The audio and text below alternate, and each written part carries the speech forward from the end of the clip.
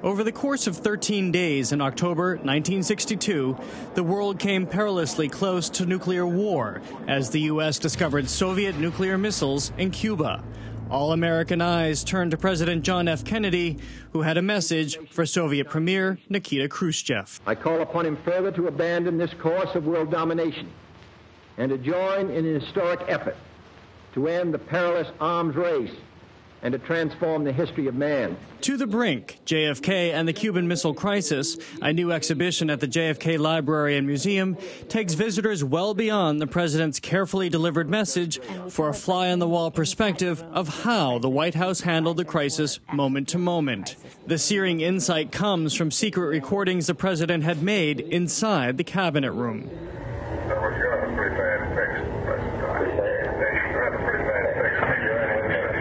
What's sort of the feeling that you get from this exhibition? Well, it's upsetting, I think. I think to realize just how close the world came to a nuclear catastrophe. You can hear the fear and anxiety in their voices, and you can see that there was no certainty about the outcome. The show pulls the president and his cabinet out of myth.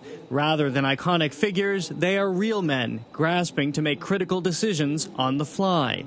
It is measured chaos, says curator Stacy Bredhoff. You'll hear the president receiving all kinds of different advice. It's conflicting, and everybody has very strong opinions about what is the right thing to do. It's almost unimaginable to filter through all of the advice that you're getting, remain calm, and somehow arrive at a decision. We want to give that chance to turn around. We want to have we're going out and march up and around and suddenly people got a hit.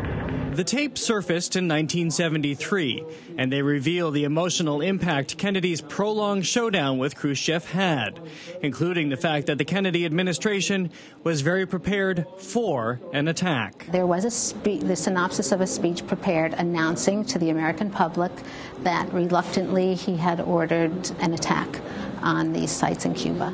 How chilling is that just for you to look at?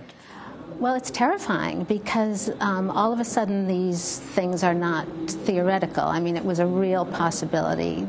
There is a trove of original artifacts in the show, including insight into how the president coped with the stress. He had a habit of taking notes and doodling, and so we have several examples of that, and you see sometimes words being repeated and repeated, or certain, just designs that he made. We find early CIA personality studies of both Khrushchev and Cuban leader Fidel Castro. Neither are kind. And the show displays the two chairs used by Kennedy and Khrushchev in their only face-to-face meeting. After the meeting, President Kennedy, aware of the significance of what had happened at the meeting, decided he wanted to have them for his library, and so he bought them, paid $500 and something. The chairs were used in 1961, well before the Cuban Missile Crisis unfolded. And bookending the show in the opposite direction is the actual nuclear test ban treaty agreed upon by the U.S. and Russia less than a year after the nation's epic showdown. To actually be in the physical presence of these original notes and treaties and objects that actually, President Kennedy handled, there's just a certain magic in that, and it brings the reality of the history that much closer. All right, and that is it for Greater Boston. Tomorrow night, Edgar B. Herwick III steps out on the town. Chicago style, step in right here in Boston. We'll show you how to do it or not do it. All right, we'll have that and more tomorrow at 7. And Friday, it's Beat the Press. We break down the week that changed the newspaper industry. John Henry buys the Boston Globe, and Jeff Bezos buys the Washington Post. But is it good news? That's coming up Friday on Beat the Press. I'm Emily Rooney. Thanks for watching.